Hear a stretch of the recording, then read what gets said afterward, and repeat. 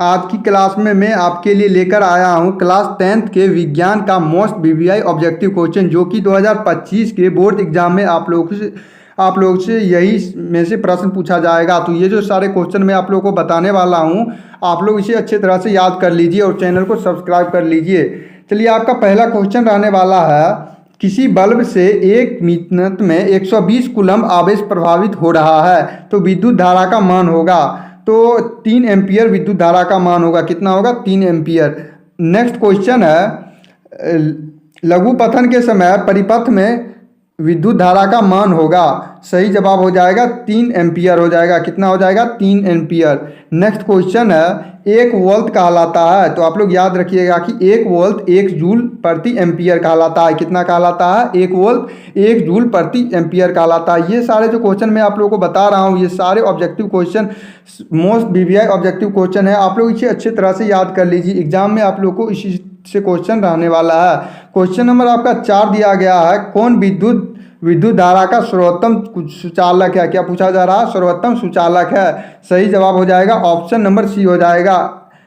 Option number C L हो जाएगा। Next question दिया गया है, निम्नलिखित में से किसका उपयोग खाना बनाने वाले ईंधन में नहीं होता है? तो इसका सही जवाब हो जाएगा CNG का उपयोग खाना बनाने में नहीं होता है।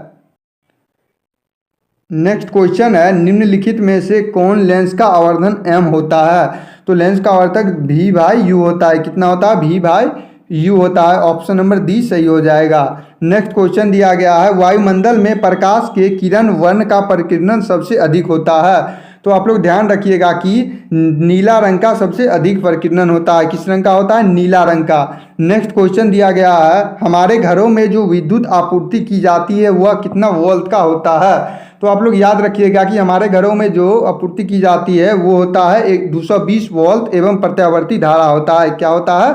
220 वोल्ट प्रत्यावर्ती धारा।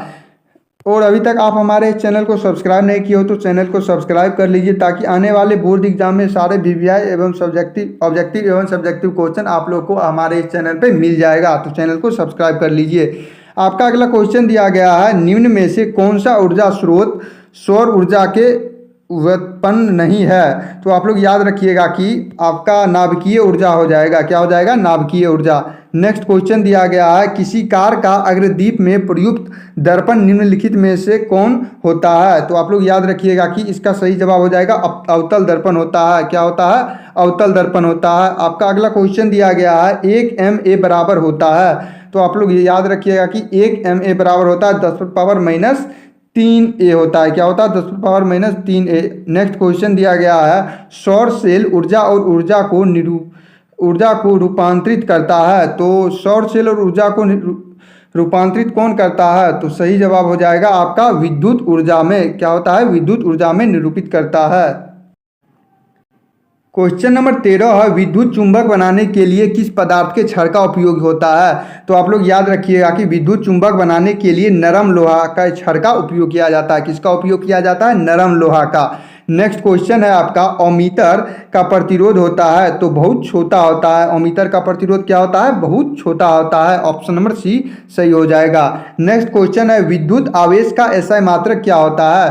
तो आप लोग याद रखिएगा कि विद्युत आवेश का एसआई मात्रक कूलम्ब होता है। क्या होता है? कूलम्ब होता है। नेक्स्ट क्वेश्चन है, ओम का नियम है। देखिए, ये जो ओम का नियम का जो लास्ट में जो हम लोग प्रूव करते हैं तो उसका सूत्र ये पूछा जा रहा है। तो ओम का नियम का सूत्र है तो V बराबर IR होता है। क्या होता है? V बराबर IR। ऑप्शन नंबर ए सही हो जाएगा। नेक्स्ट क्वेश्चन है, ग्लूकोज का रासायनिक सूत्र निम्नलिखित में से क्या है? देखिए, आपके पास ऑप्शन दिया गया है और इसमें से पूछा जा रहा है ग्लूकोज का रासायनिक सूत्र क्या है? तो ग्लूकोज का रासायनिक सूत्र C6H12 और O6 है। ऑप्शन नंबर सी जो दिया गया है ये बिल्कुल ग्लूकोज का रासायनिक सूत्र है। नेक्स्ट क्वेश्चन है, निम्नलिखित में कौन लवण है? क्या पूछा जा रहा है? लवण मतलब कि NaOH, मतलब NaOH एक लवण है। क्या हो जाएगा? NaOH। ऑप्शन नंबर बी सही हो जाएगा, ये एक लवण है। अगला क्वेश्चन है आपका, निम्नलिखित में सबसे भारी धातु कौन है? देखिए आपके पास ऑप्शन है A lithium, B uranium, C caesium और डी आयरन। इनमें से आप लोगों को क्या खोजना है? सबसे भारी धातु को खोजना है। तो सबसे भारी धातु है वो आपका हो जाएगा यूरेनियम हो जाएगा। क्या हो जाएगा? यूरेनियम सबसे भारी धातु है। नेक्स्ट क्वेश्चन है इथेन के एक अणु में कितने सहसंयोजन बंधन होते हैं? तो आप लोग याद रखिएगा कि इथेन के एक सहसंयोजन में कुल 7 संयोजन बंधन होते हैं। कितने बंधन होते हैं? 7। अगला क्वेश्चन दिया गया है निम्नलिखित में किसके कारण अम्ल वर्षा होते हैं? तो आप लोग याद रखिएगा कि SO4 के कारण अम्ल वर्षा होता है। किसके कारण होता है? SO2 के कारण होता है। किसके कारण होता है? SO2 के कारण अम्ल वर्षा होता है।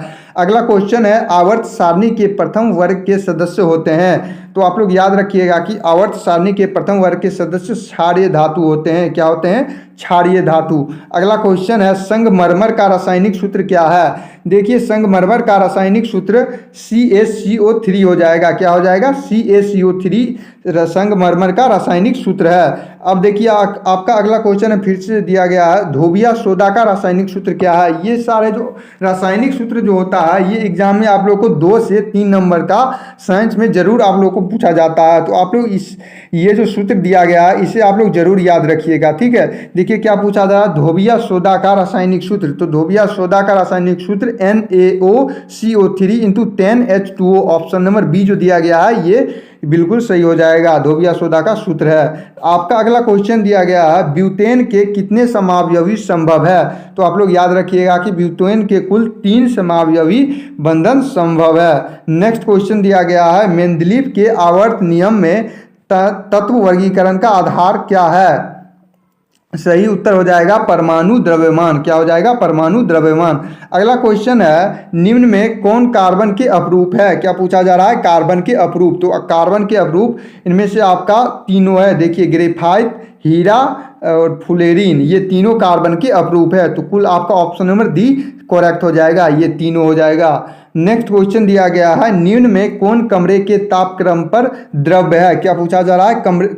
कमरे के तापक्रम पर द्रव्य है। तो इथेनॉल जो है ये कमरे के ताप पर द्रव्य है। नेक्स्ट क्वेश्चन है CnH2n निम्नलिखित में किसका सामान्य सूत्र है? किसका सामान्य सूत्र है? तो ये आपका एल्कीन का सामान्य सूत्र है। एल्कीन का सामान्य सूत्र क्या हो जाएगा? CnH2n। ये भी एग्जाम में कई बार पूछा गया। आप लोग इसे अच्छी तरह से याद रखिएगा। एल्केन, एल्कीन और एल्काइन इन तीनों का सूत्र आप लोग जरूर याद रखिएगा। अगला क्वेश्चन है पीतल है। तो आप लोग याद रखिएगा कि पीतल एक मिश्र धातु है। क्या है? पीतल एक मिश्र धातु है। ऑप्शन नंबर सी सही हो जाएगा। अगला क्वेश्चन है क्वेश्चन नंबर 31 है सिंगल बॉन्ड OH अभिक्रियाशील मूलक वाले यौगिक का नाम है। तो एल्कोहल नाम है। इसका क्या नाम है? एल्कोहल। ऑप्शन नंबर बी सही हो जाएगा। नेक्स्ट क्वेश्चन दिया गया है निम्न में से कौन विस्थापन अभिक्रिया का एक उदाहरण है? तो विस्थापन अभिक्रिया का उदाहरण आपका Fe+CuSO4 तीर का निशान FeSO4+Cu हो जाएगा। ऑप्शन नंबर सी जो दिया गया है ये विस्थापन अभिक्रिया का एक उदाहरण है। आप लोग इसे याद रखिएगा।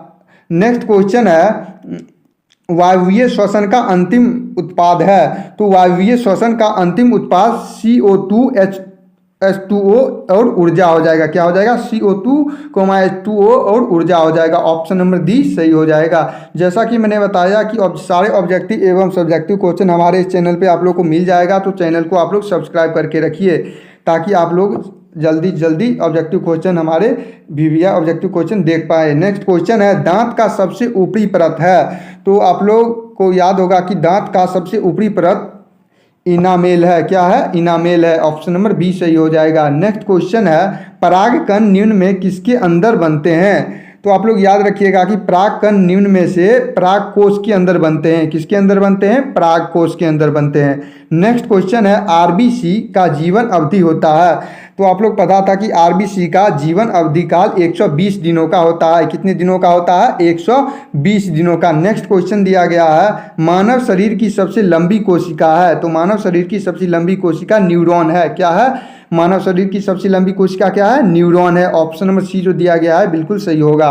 अगला क्वेश्चन है, निम्नलिखित में किसमें द्विखंडन नहीं होता है? देखिए आपके पास ऑप्शन है ए अमीबा, बी ईस्ट, सी यूग्लिना और डी पैरामेशियम। आप लोग इसका उत्तर कमेंट में बताइए कि द्विखंडन नहीं होता है, ये जो द्विखंडन किसमें नहीं होता है। अगला क्वेश्चन दिया गया है, निम्नांकित में कौन पादप हार्मोन नहीं है? क्या पूछा जा रहा है? कौन पादप हार्मोन नहीं है? तो सही जवाब हो जाएगा ऑक्सीटोसिन। क्या हो जाएगा? ऑक्सीटोसिन जो है वो पादप हार्मोन नहीं है। तो इसका सही जवाब ऑप्शन नंबर डी हो जाएगा। अगला क्वेश्चन है, कौन सा एंजाइम वसा पर क्रिया करता है? कौन सा एंजाइम वसा पर क्रिया करता है? तो सही जवाब हो जाएगा लाइपेज, जो है लाइपेज एंजाइम हो वसा पर क्रिया करता है। अगला